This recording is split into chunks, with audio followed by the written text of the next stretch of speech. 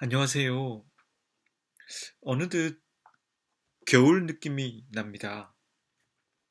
계절의 변화만큼이나 우리들의 마음도 쉬이 변합니다. 화장실 갈 때 마음과 나올 때 마음이 다르고 어젯밤의 마음과 잘 자고 일어난 아침의 마음이 다릅니다. 저는 제 자신의 마음이 이렇게 다른 것을 보면서 제 마음은 그리 믿을 만한 것이 못 된다는 것을 깨닫게 되었습니다. 그런데 사람의 마음이라는 것이 그렇게 변덕스러운 모습을 갖고 있는 것은 우리가 더욱더 나은 방향으로 각자의 삶을 살아가기 위해서 노력하기 때문이 아닌가 하는 생각도 해 보았습니다. 그리고 하나님께서는 그 마음 속에 보다 선하고 보다 높은 차원의 생각을 부어 주셔서 우리가 생각을 지속해 나가고 변화시켜 나가는 것이 아닌가 하는 생각을 해 보았습니다. 오늘 잠언의 말씀은 그런 부분에 대한 대답이 될 수 있겠습니다. 우선 잠언 17장의 전문을 읽겠습니다. 마른 떡 한 조각만 있고도 화목하는 것이 제육이 집에 가득하고도 다투는 것보다 나으니라. 슬기로운 종은 부끄러운 짓을 하는 주인의 아들을 다스리겠고 또 형제들 중에서 유업을 나누어 얻으리라. 도가니는 은을 풀무는 금을 연단하거니와 여호와는 마음을 연단하시느니라. 악을 행하는 자는 사악한 입술이 하는 말을 잘 듣고 거짓말을 하는 자는 악한 혀가 하는 말에 귀를 기울이느니라. 가난한 자를 조롱하는 자는 그를 지으신 주를 멸시하는 자요. 사람의 재앙을 기뻐하는 자는 형벌을 면하지 못할 자니라. 손자는 노인의 면류관이요 아비는 자식의 영환이라. 지나친 말을 하는 것도 미련한 자에게 합당하지 아니하거든 하물며 거짓말을 하는 것이 존귀한 자에게 합당하겠느냐. 뇌물은 그 임자가 보기에 보석 같은즉 그가 어디로 향하든지 형통하게 하느니라. 허물을 덮어주는 자는 사랑을 구하는 자요 그것을 거듭 말하는 자는 친한 벗을 이간하는 자니라. 한마디 말로 총명한 자에게 충고하는 것이 매 100대 미련한 자를 때리는 것보다 더욱 깊이 박히느니라. 악한 자는 반역만 힘쓰나니 그러므로 그에게 잔인한 사자가 보냄을 받으리라. 차라리 새끼 빼앗긴 암곰을 만날지언정 미련한 일을 행하는 미련한 자를 만나지 말 것이니라. 누구든지 악으로 선을 갚으면 악이 그 집을 떠나지 아니하리라. 다투는 시작은 둑에서 물이 새는 것 같은즉 싸움이 일어나기 전에 시비를 그칠 것이니라. 악인을 의롭다 하고 의인을 악하다 하는 이 두 사람은 다 여호와께 미움을 받느니라. 미련한 자는 무지하거늘 손에 값을 가지고 지혜를 사려 함은 어찌민고. 친구는 사랑이 끊어지지 아니하고 형제는 위급한 때를 위하여 낳느니라. 지혜 없는 자는 남의 손을 잡고 그의 이웃 앞에서 보증이 되느니라. 다툼을 좋아하는 자는 죗가를 좋아하는 자요 자기 문을 높이는 자는 파괴를 구하는 자니라. 마음이 굽은 자는 복을 얻지 못하고 혀가 패역한 자는 재앙에 빠지느니라. 미련한 자를 낳은 자는 근심을 당하나니 미련한 자의 아비는 낙이 없느니라. 마음의 즐거움은 양약이라도 심령의 근심은 뼈를 마르게 하느니라. 악인은 사람의 품에서 뇌물을 받고 재판을 굳게 하느니라. 지혜는 명철한 자 앞에 있거늘 미련한 자는 눈을 땅 끝에 두느니라. 미련한 아들은 그 아비의 근심이 되고 그 어미의 고통이 되느니라. 의인을 벌하는 것과 귀인을 정직하다 때리는 것은 선하지 못하니라. 악을 아끼는 자는 지식이 있고 성품이 맹철한 자는 명철하니라. 미련한 자라도 잠잠하면 지혜로운 자로 여겨지고 그의 입술을 닫으면 슬기로운 자로 여겨지느니라. 오늘 읽은 잠언 17장 말씀을 통해 저는 다음 세 가지의 생각을 가져보고자 합니다. 첫째는 본문 2절 말씀입니다. 슬기로운 종은 부끄러운 짓을 하는 주인의 아들을 다스리겠고 또 형제들 중에서 유업을 나누어 얻으리라. 공동 번역은 이 본문을 이렇게 옮겼습니다. 슬기로운 종은 주인 집 방탕한 아들을 다스리고 그 아들들과 함께 유산을 나누어 받는다. 이 표현은 아마도 고대 근동 지방에서 지혜로운 종으로 하여금 아직 지혜를 얻지 못한 주인의 아들의 후견인 노릇을 하도록 했던 것과 관련이 있을 것입니다. 유업을 나누어 얻는다는 말은 종이었던 그 후견인도 기업을 분배받는다는 것입니다. 율법에는 기업은 아들이 분배받도록 되어 있지 후견인이나 그 역할을 맡았던 종에게 준다는 기록은 없습니다. 더구나 우리가 창세기와 여호수아서를 살피며 알게 되었듯 이스라엘에게는 땅이라는 게 매우 중요한 것이었습니다. 땅은 혈육을 통해 가족 안에서만 물려주도록 했었습니다. 성경을 보면 창세기 15장에 아브라함이 아들이 없어서 자신의 종이었던 엘리에셀에게 기업을 물려주어야겠구나 하고 한탄하는 구절이 있습니다. 이 경우에는 아들이 없었기 때문에 아브라함이 그런 말을 한 것입니다. 그런데 오늘 잠언에 나오는 말씀은 아들이 있는데 그 아들뿐만 아니라 후견인 역할을 담당했던 종이 기업을 얻게 된다는 뜻입니다. 이렇게 되는 원인은 바로 지혜의 유무입니다. 부끄러운 짓을 하는 아들이라는 말은 그가 지혜를 얻기 위한 노력을 게을리한 채 자신에게 주어진 생을 함부로 살아간다는 뜻입니다. 그러나 그런 그에게 후견인 노릇을 하던 이 종은 지혜를 소유한 사람입니다. 결국 아들에게 가야 할 집안의 기업 중 일부가 그 종에게 가고 만다는 뜻입니다. 이와 같은 일은 실제로 솔로몬이 죽은 후에 일어났습니다. 열왕기상 12장을 보면 솔로몬의 아들 르호보암이 나옵니다. 르호보암은 솔로몬을 이어 왕위에 오릅니다. 그는 처음에 솔로몬과 함께 했던 지혜로운 노인들에게 자문을 구합니다. 그 지혜로운 노인들은 솔로몬에게 백성을 섬기는 자가 되라고 합니다. 그러면 백성이 영원토록 당신의 종이 될 것이라고 조언해 주었습니다. 그러나 르호보암은 이 자문을 듣지 않고 자신과 함께 자란 젊은 이들의 자문을 듣습니다. 그 젊은 이들은 솔로몬과 함께 했던 장로들의 조언과는 정반대의 조언을 했습니다. 르호보암에게 이렇게 말합니다. 당신의 새끼 손가락이 솔로몬의 허리보다 더 굵습니다. 그러니 아버지는 채찍으로 백성을 징계하고 다스렸지만 당신은 정갈 채찍으로 징계하소서. 이와 같은 말을 듣고 르호보암은 젊은 사람들의 자문을 따라 행하게 되었습니다.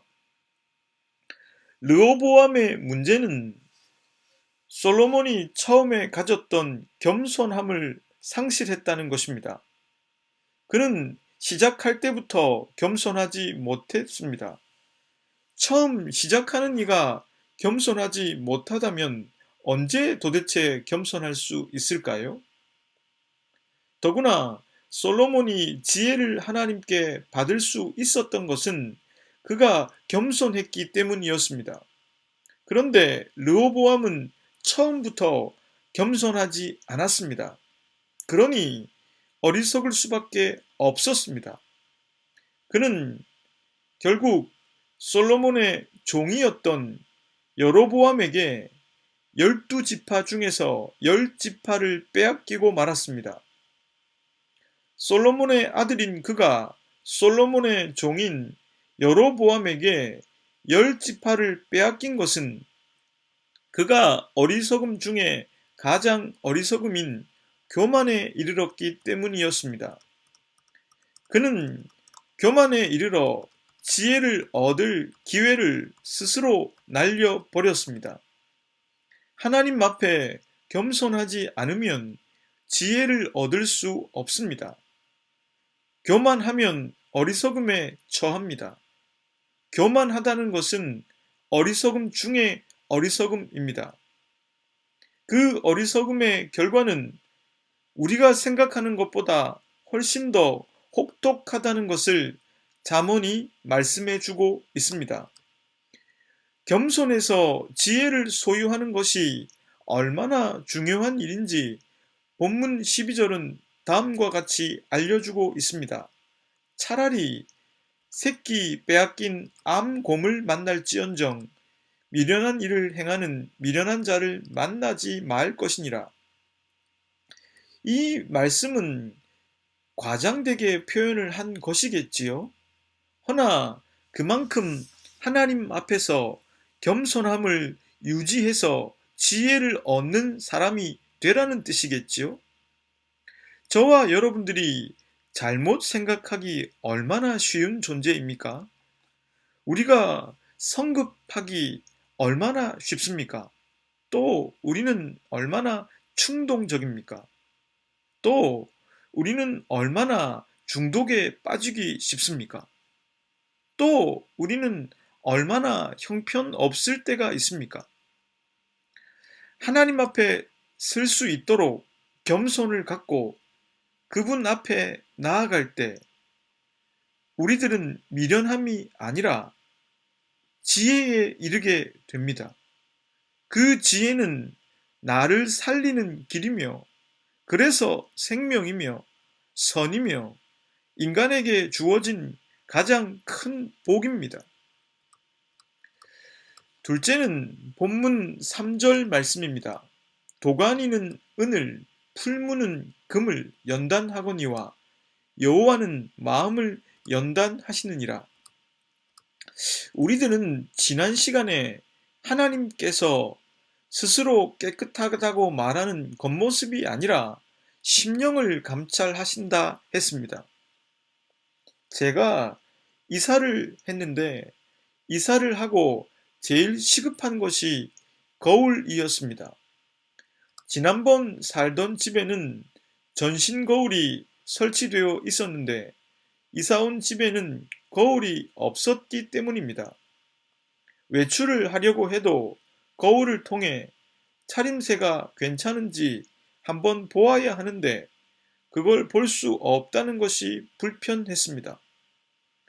겉모습을 살펴보기 위해 거울이 있어야 하는데 마음을 볼 수 있는 거울은 어디에 있는 것일까 하는 생각을 해 보았습니다.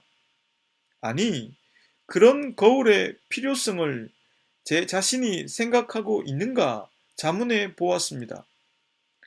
하나님께서는 눈에 보이지 않는 마음을 감찰하는 분이십니다. 그리고 그 마음을 연단하시는 분이시라 했습니다. 감찰만 하시는 분이 아니라는 것입니다.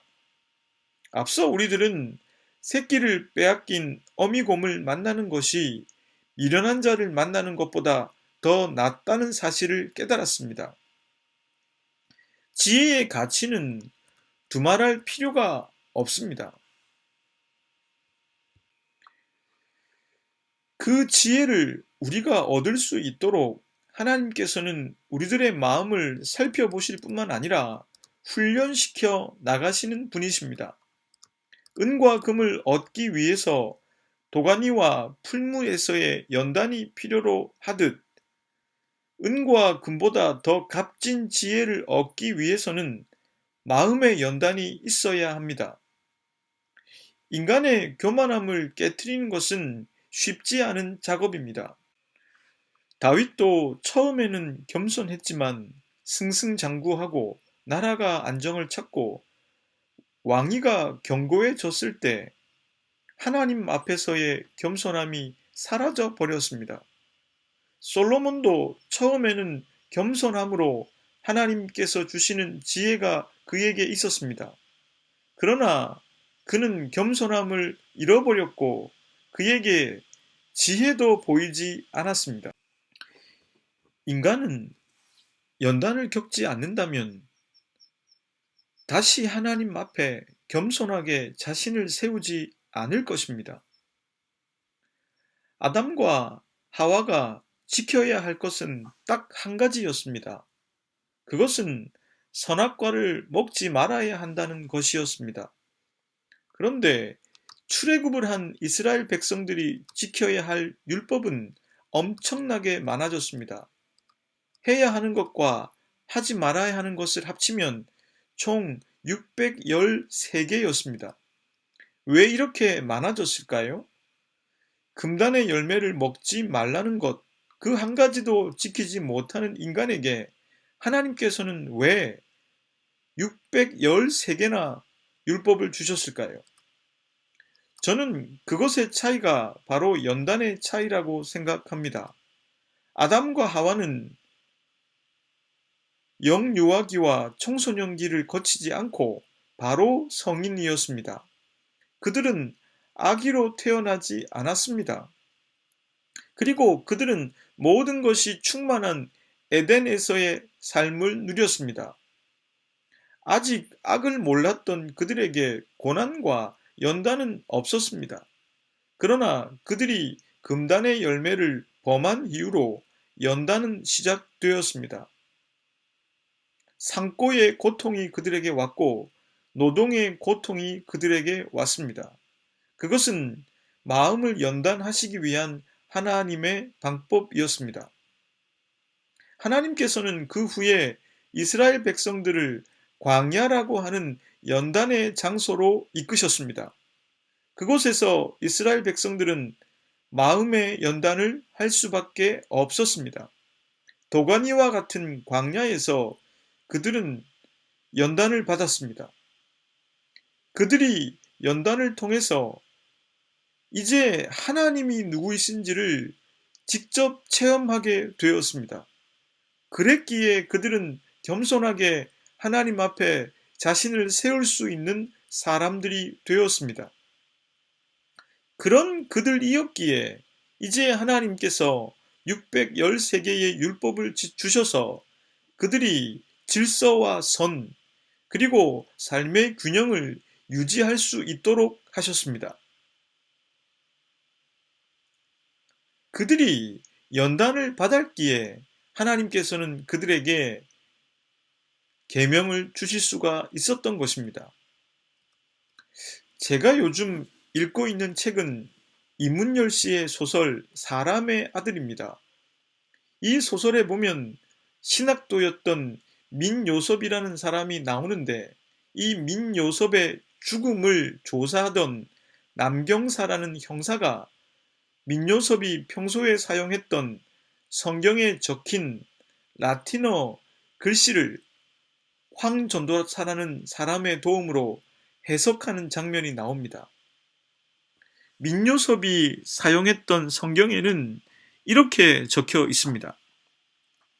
이제 너는 신앙할 수 있다. 절망했으므로. 이제 너는 살 수 있다. 죽었으므로. 신앙에 이르게 되는 것은 절망이라는 단계를 거칠 때입니다. 절망한다는 것은 자기 자신에 대해서 절망한다는 것을 뜻합니다. 안정적이지 못한 나, 유혹에 쉽게 넘어지는 나, 존재론적인 한계를 지닌 나를 인식하게 될 때에 인간은 겸손하게 신의 이름을 부르게 된다는 것입니다. 하나님께서는 저와 여러분들의 마음을 끊임없이 연단해 나가실 것입니다. 우리에게는 겉모습을 살펴볼 수 있는 거울이 있습니다. 그리고 우리의 마음을 살펴보시며 연단해 나가시는 하나님이 계십니다. 셋째로 본문 15절의 말씀입니다.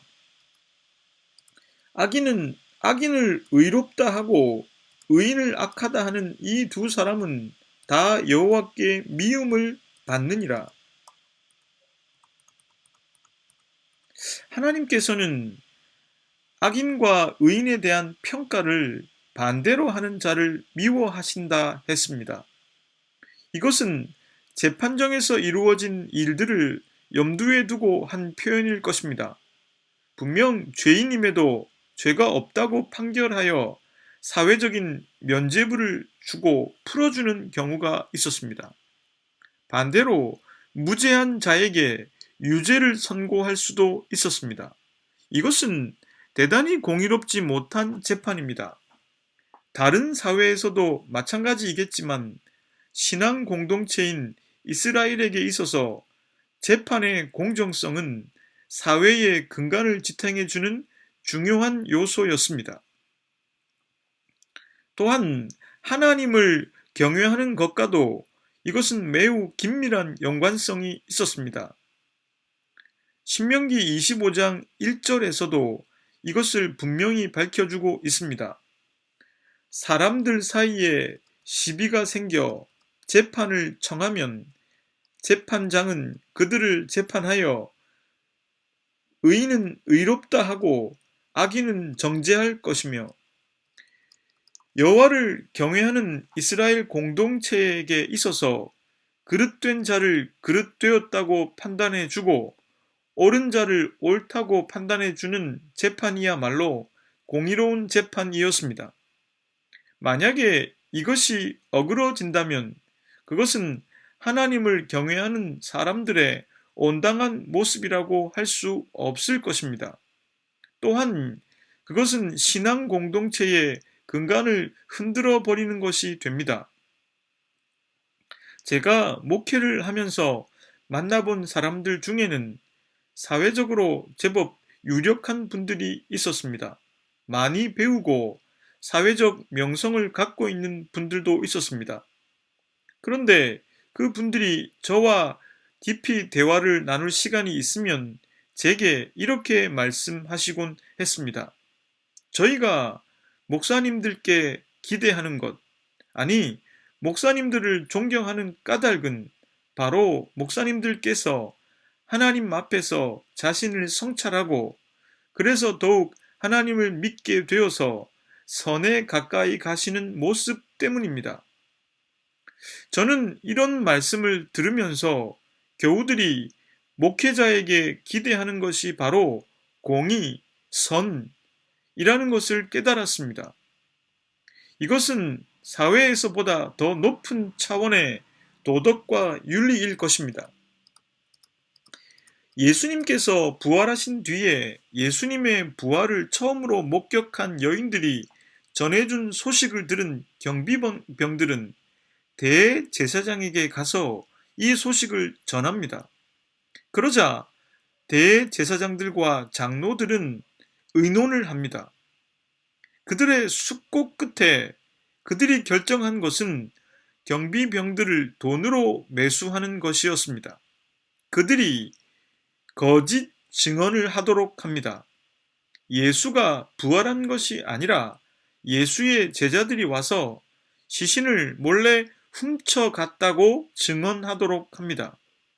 그러나 마태복음에 이 내용이 기록될 당시에 그들이 군사들을 매수했다는 사실까지도 공공연하게 사람들에게 알려졌습니다.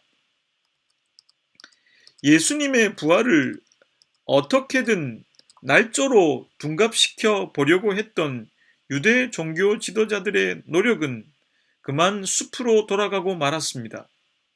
그것은 하나님 앞에서 불의가 궁극적으로 설 수 없기 때문입니다. 그것은 하나님께서 불의와 거짓을 미워하시기 때문입니다. 잠언에서 악인을 의롭다 하고 의인을 악하다 하는 두 사람 다 여호와께 미움을 받는다고 했습니다. 미움을 받는다는 단어 토아바트는 구역질 나는 것, 혐오, 가증한 것을 표현할 때 쓰는 말입니다. 이것은 단순히 싫은 것이 아니라 토해내고 싶을 정도로 극도로 혐오한다는 뜻입니다. 하나님께서는 이스라엘이 사회의 근간이 되는 재판을 임의로 조작하는 것을 극도로 혐오하시는 분이었습니다. 하나님께서는 당신을 믿는 사람들이 이 사실을 알고 공의와 진실에 서길 원하십니다. 우리가 악인에게 의인이라고 말하고 의인에게 악인이라고 말하는 까닭, 우리가 옳은 일에 대해서 잘못된 일이라고 말하고 잘못된 일에 대해서 옳은 일이라고 말하는 까닭, 그 대부분은 나의 이익과 결부되기 때문입니다. 또한 분명하게 무엇이 선이고 무엇이 그릇된 길인지 보임에도 잘못된 것을 잘못되었다고 말하지 못하고 침묵하는 것, 올바른 길을 걸어가는 소수의 사람에게 동조하지 못하는 까닭도 그것을 몰라서가 아닙니다. 내가 먼저 그것을 말하는 사람이 되어 당하게 될 손해와 피해를 염려하기 때문입니다. 모난 돌이 정 맞는다고 용기를 내면 모난 돌이 되어버리기 때문입니다. 저는 여러분들이 투사가 되길 바라진 않습니다. 그것은 평범한 우리들의 삶과는 동떨어진 단어일 수 있습니다. 다만 하나님을 믿기에, 하나님께서 뒷감당해 주실 것을 믿기에 내 삶의 자리에서 공의와 진실을 선택할 수 있는 사람들이 되고 그것을 말할 수 있는 사람들이 되었으면 좋겠다는 것입니다. 하나님께서 토해내고 싶을 정도로 싫어하시는 그것을 하지 않기 위해서 노력했으면 좋겠다는 것입니다. 제가 어릴 때만 해도 교회에 다닌다고 하면 동네 사람들이 이렇게 말하곤 했습니다. 너는 교회 다니니 착하겠다. 그런데 30년이 지난 지금 제가 이사한 동네의 이웃이 잠시 이야기를 나누다가 제가 주일에 카페를 빌려 예배를 드리고 있으며 목사라고 했더니 나중에 알게 된 사실입니다만 그분은 저를 처음에 이상하게 생각했다고 했습니다. 믿는다는 이유로 그저 저를 믿어주었던 30년 전에 동네 사람들하고는 너무 달라졌습니다. 생각해보면 이런 때가 온 것도 믿는 사람들의 책임이 아닐까 싶습니다. 이제부터라도 하나님께서 미워하시는 쪽이 아니라 하나님께서 기뻐하시는 쪽으로 우리가 살아간다면 새로운 변화가 시작될 것이라고 생각합니다. 함께 기도합니다. 하나님, 저희 자신에 대해서 절망할수록 겸손하게 하나님 앞에 서서 하나님을 믿는 사람들이 되게 해 주십시오. 저희들의 마음을 연단해 나가시는 하나님을 알기에 아픔과 고난, 슬픔과 억울함 앞에서도 하나님께만큼은 저희들의 마음을 열게 해 주십시오. 공의와 진실을 기뻐하시는 하나님 앞에서 저희들도 믿을 만한 사람들이 되어가게 해 주십시오. 예수 그리스도의 이름으로 기도드립니다. 아멘.